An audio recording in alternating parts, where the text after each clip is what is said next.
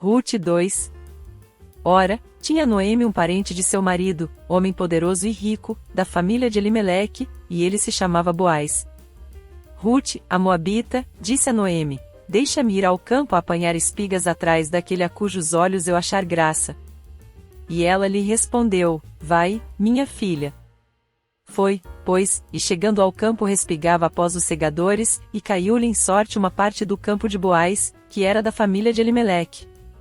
E eis que Boaz veio de Belém, e disse aos segadores: o Senhor seja convosco. Responderam-lhe eles: o Senhor te abençoe. Depois perguntou Boaz ao moço que estava posto sobre os segadores: de quem é esta moça? Respondeu-lhe o moço: esta é a moça moabita que voltou com Noemi do país de Moabe. Disse-me ela: deixa-me colher e ajuntar espigas por entre os molhos após os segadores. Assim ela veio, e está aqui desde pela manhã até agora, sem descansar nem sequer um pouco. Então disse Boaz a Rute: escuta, filha minha, não vás colher em outro campo, nem tampouco passes daqui, mas ajunta-te às minhas moças. Os teus olhos estarão atentos no campo que cegarem, e irás após elas. Não dei eu ordem aos moços, que não te molestem? Quando tiveres sede, vai aos vasos, e bebe do que os moços tiverem tirado. Então ela, inclinando-se e prostrando-se com o rosto em terra, perguntou-lhe: por que achei eu graça aos teus olhos, para que faças caso de mim, sendo eu estrangeira? Ao que lhe respondeu Boaz: bem se me contou tudo quanto tens feito para com tua sogra depois da morte de teu marido, como deixaste a teu pai e a tua mãe, e a terra onde nasceste, e vieste para um povo que dantes não conhecias. O Senhor recompense o que fizeste, e te seja concedido pleno galardão da parte do Senhor Deus de Israel, sob cujas asas te vieste abrigar. E disse ela: acho graça aos teus olhos, Senhor meu, pois me consolaste, e falaste bondosamente à tua serva, não sendo eu nem mesmo como uma das tuas criadas. Também à hora de comer, disse-lhe Boaz: achega-te, come do pão e molha o teu bocado no vinagre. E, sentando-se ela ao lado dos segadores, ele lhe ofereceu grão tostado, e ela comeu e ficou satisfeita, e ainda lhe sobejou. Quando ela se levantou para respigar, Boaz deu ordem aos seus moços, dizendo: até entre os molhos deixai-a respirar, e não a censureis. Também, tirai dos molhos algumas espigas e deixai-as ficar, para que as colha, e não a repreendais. Assim ela respigou naquele campo até a tarde, e debulhou o que havia apanhado e foi quase uma efa de cevada. Então, carregando com a cevada, veio à cidade, e viu sua sogra o que ela havia apanhado. Também Rute tirou e deu-lhe o que lhe sobejara depois de fartar-se. Ao que lhe perguntou sua sogra: onde respigaste hoje, e onde trabalhaste?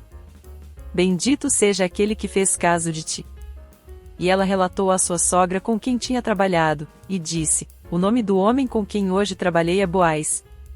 Disse Noemi à sua nora: bendito seja ele do Senhor, que não tem deixado de misturar a sua beneficência nem para com os vivos nem para com os mortos. Disse-lhe mais Noemi: esse homem é parente nosso, um dos nossos remidores. Respondeu Rute, a moabita: ele me disse ainda: seguirás de perto os meus moços até que tenham acabado toda a minha cega.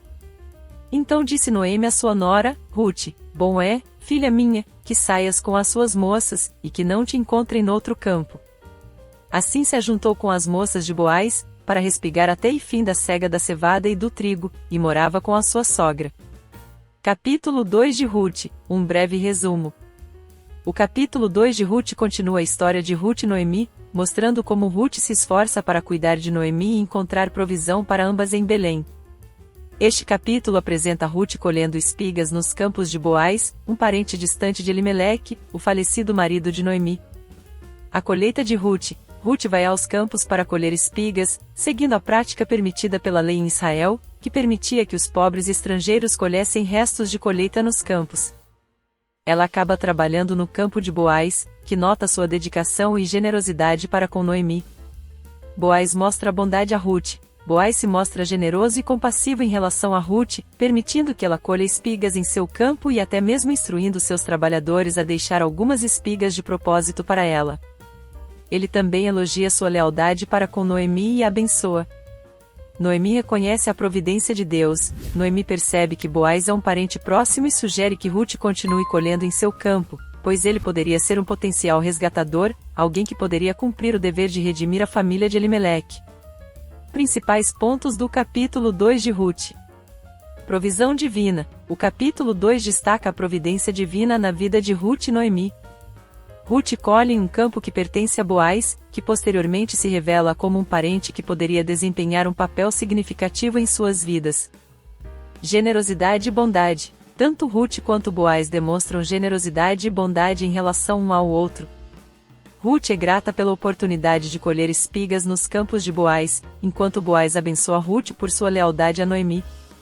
A importância da colheita. A colheita nas Escrituras frequentemente simboliza o sustento e a provisão de Deus. Neste capítulo, Ruth e Noemi dependem da colheita para sobreviver. Aplicabilidade em nossas vidas. Provisão divina. O capítulo 2 de Ruth nos lembra que, mesmo em tempos difíceis, Deus pode providenciar para nós de maneiras surpreendentes.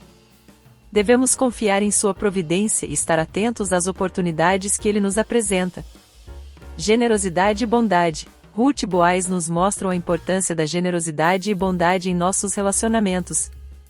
Podemos seguir o exemplo deles ao sermos generosos com os necessitados e demonstrarmos bondade uns aos outros. Dependência de Deus. A colheita representa a nossa dependência de Deus para a provisão. Devemos reconhecer que tudo o que temos vem de Deus e ser gratos por sua graça e provisão em nossas vidas.